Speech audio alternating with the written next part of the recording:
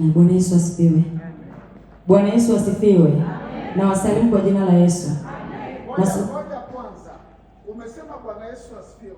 Yaani amen. Yaani wakakaa tu kama. Yaani sijaelewa vizuri. Yaani badala ya kutoa sauti wamemeza nini? Sauti. Kwenda tena? Bwana Yesu asifiwe. Amen. Na wasalimu kwa jina la Yesu. Amen. Kama una amani punga mkono wako hewani. Amen. Msalimie jirani yako, mwambie achangamke, akae nyumbani mwa baba yake kwa furaha. Amen. Ninaenda kusoma neno la Mungu katika kitabu kile cha Hagai sura ya 2 mstari wa 6 mpaka wa 9. Nasoma kwa jina la Yesu. Amen. Mstari wa 6. Kwa maana Bwana wa majeshi asema hivi, mara moja tena ni kitambo kidogo tu, nami nitazitikisa hizo mbingu na hii nchi na bahari na nchi kavu. Nami nitatikisa mataifa yote na vitu vinavyotamaniwa na mataifa yote vitakuja. Nami nitaijaza nyumba hii utukufu, asema Bwana wa majeshi. Fedha ni mali yangu na dhahabu ni mali yangu, asema Bwana wa majeshi. Utukufu wa mwisho wa nyumba hii utakuwa mkuu kuliko utukufu wake wa kwanza, asema Bwana wa majeshi. Na katika mahali hapa nitawapa amani, asema Bwana wa majeshi.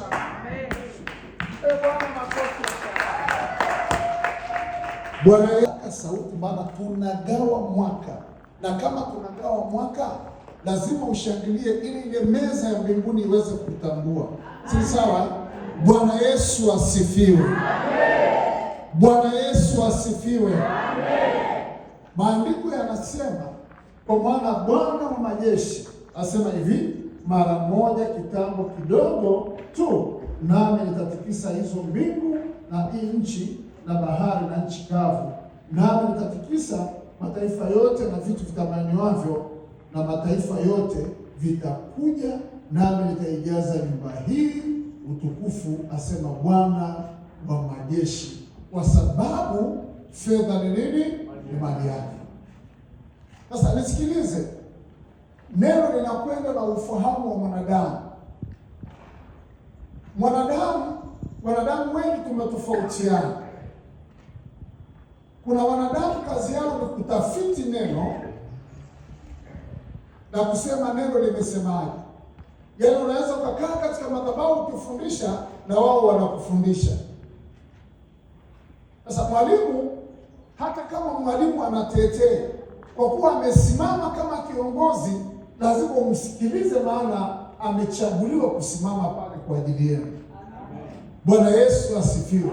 Sasa tunaona nabii Hagai anasema ni mara moja kitambo kidogo. Je, anazungumza kwa watu gani? Anazungumza kwa watu ambao tayari wako tayari kwa ajili ya Mungu.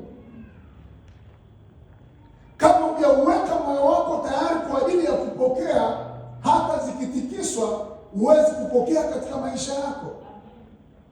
Lakini unapojiconnect na neno na maneno yanayotamkwa, ndipo yale maneno yanaingia kwako na yanafanya kazi.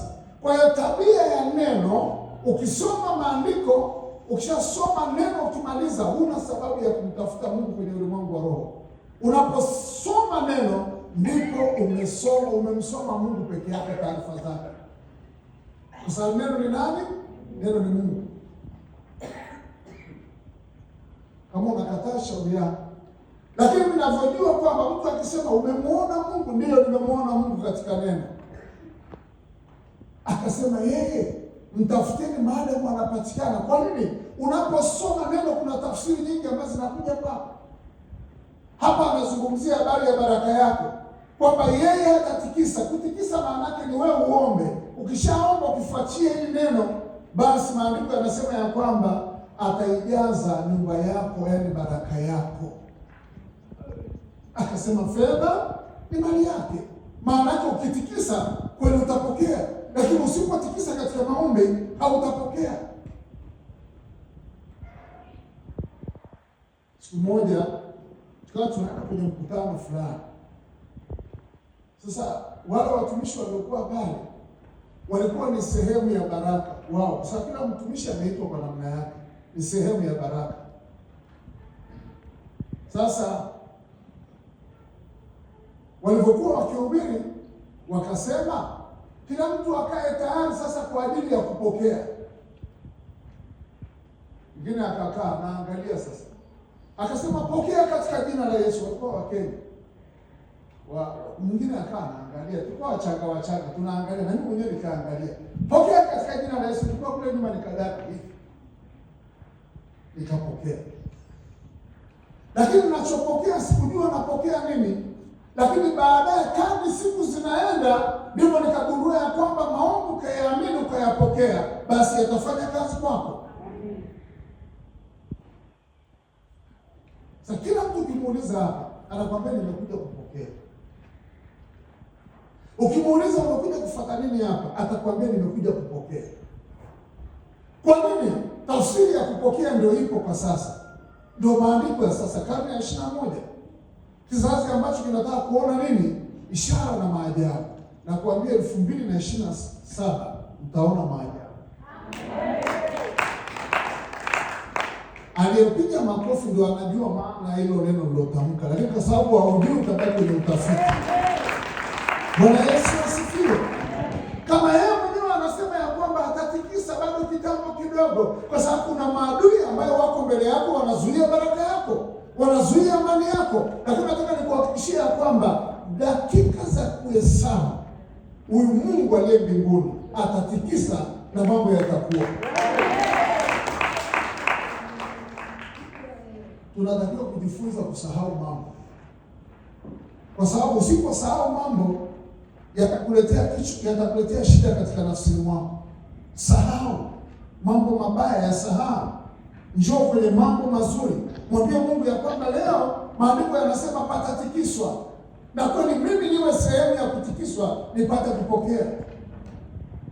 Hebu sikiliza ninavyosema.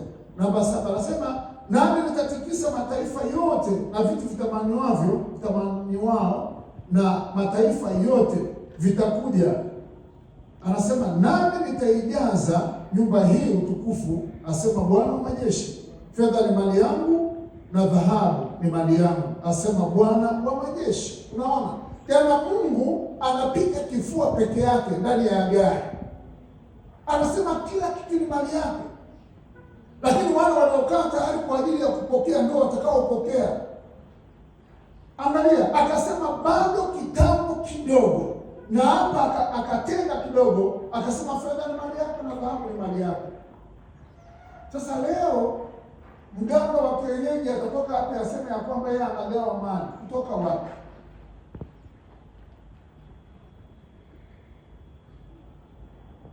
Alafu tunakuta msomi kabisa. Msomi aliyosoma eti mwalimu. Na yuko kwa mganga na mganga hajaenda hata darasa la kwanza. Eti naona pokea vitu vyake na maelezo unaweka. Sisi tulikuwa tunaenda maana ni kisomo cha darasa la 7, hakina maana. Kina maana ya kusoma. Lakini wanasoma SS kabisa. No. Eti kwa mganga tena anakuambia panua mdomo anakutemea mate, hajaswaki hata. Alafu naona beba riziki yako na lijini lako unaliweka nyumbani, unasema kweli mganga amenionekania. Acha ujinga. Bwana Yesu asifiwe. Patie Bwana majeshi makofi. Bwana Yesu asifiwe. Eti waziri kabisa yuko kwa mganga kienyeji naye amesoma, ana PhD, amesoma.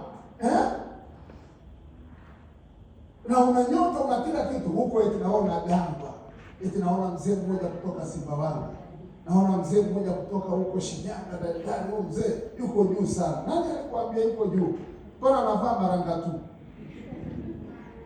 Nakuta amevaa nguo hajapasiwa. Amebeba na kibegi. Anakuingiza kwenye chumba eti ameweka na kitambaa. Labda anakutishia na kitambaa cheusi amekiweka pale na chekundu. Unasema ndio hii. Na kuambia katika mtu wa kwanza duniani aliyewahi kumdai mganga fedha ni mimi. Mwambie waziri akajaribu kumdai mganga fedha leo. Hawezi. Yeye huyo anatusumbua. Bwana Yesu asifiwe. Mpe Bwana makofi ya shangwe. Mpe Bwana makofi ya shangwe. Jamani, tunamwangalia Mungu kwa mbili. Nasema mpe Bwana makofi ya shangwe. Kwa hiyo baada ya injili hii chache ambayo imeingia katika nchi ya Tanzania imesababisha watu wengi kuwafutia ujinga wa waganga wa kienyeji pamoja na mimi.